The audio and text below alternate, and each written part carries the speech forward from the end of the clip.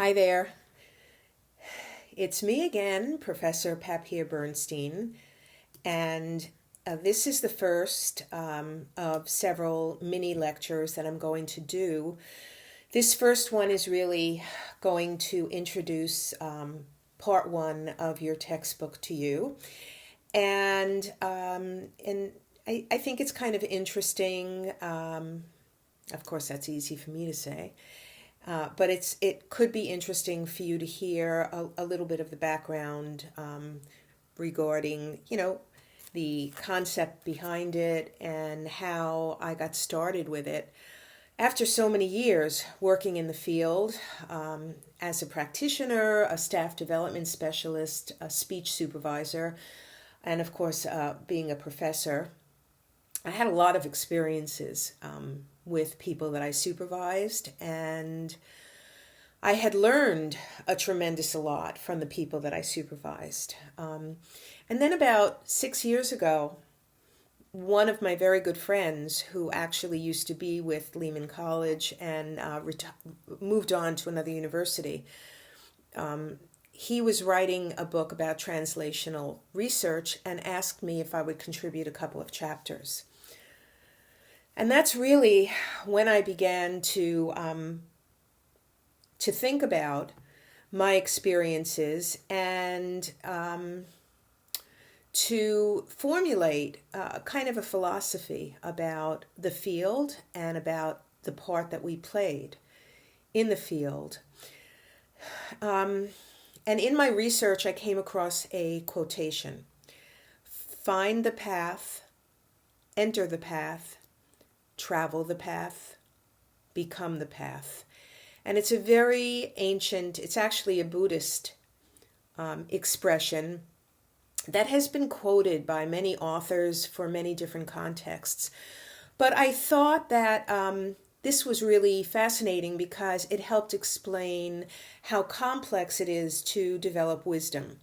Because what we first have to do is we have to find the data, we have to find the research and build on that, and then we have to develop that into information, and then the information slowly becomes knowledge, and then we sift through all of it, and it kind of becomes enduring truth for us, and that helps us develop our thoughts about wisdom.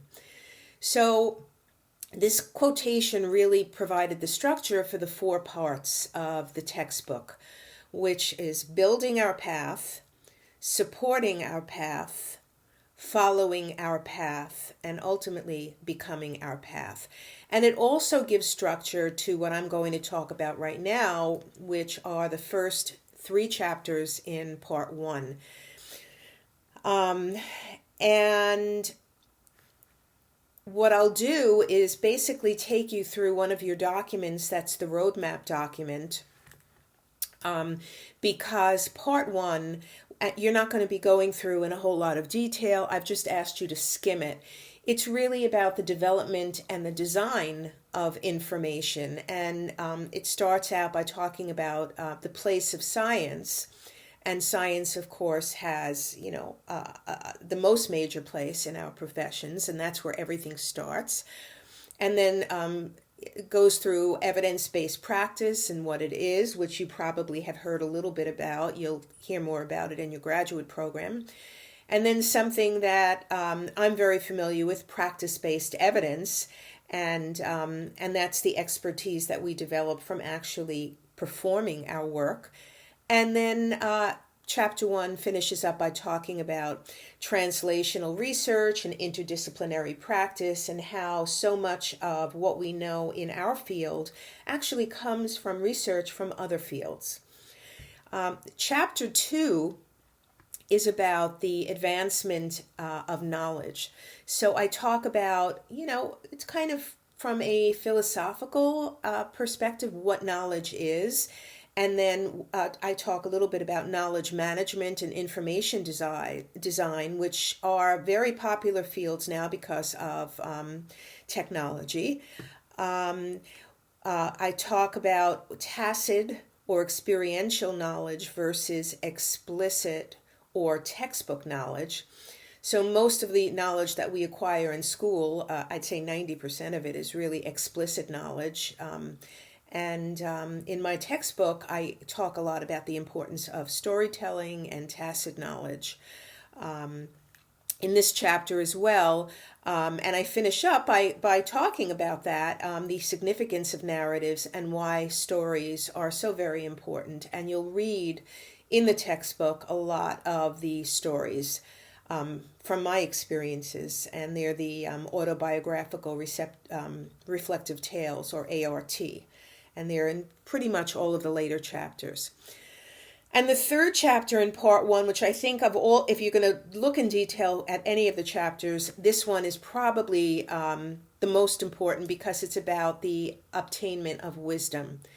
What it is, how it relates to our field. I relate it to the importance of being aware that everybody has an aspect of spirituality, and that comes out in our work. I talk about the heart and soul of our work, and how important it is to integrate that with the science, and the value of intuition and learning to trust your intuition and tying that to ethics and values.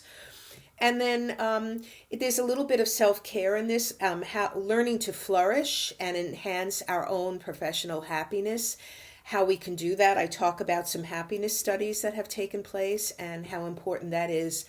And that's what allows us to not burn out and to continue to grow. And then I finish this chapter and part one by talking about some guiding principles, recurring themes, and enduring truths. From a historical perspective, some of the virtues of our ancients.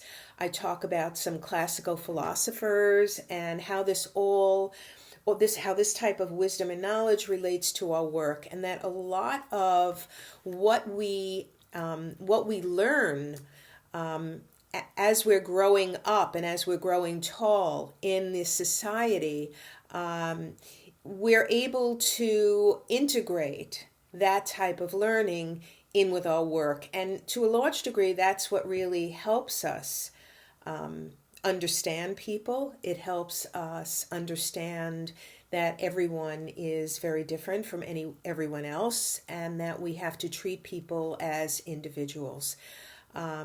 So that is, in essence, part one of the textbook, and I'll see you soon.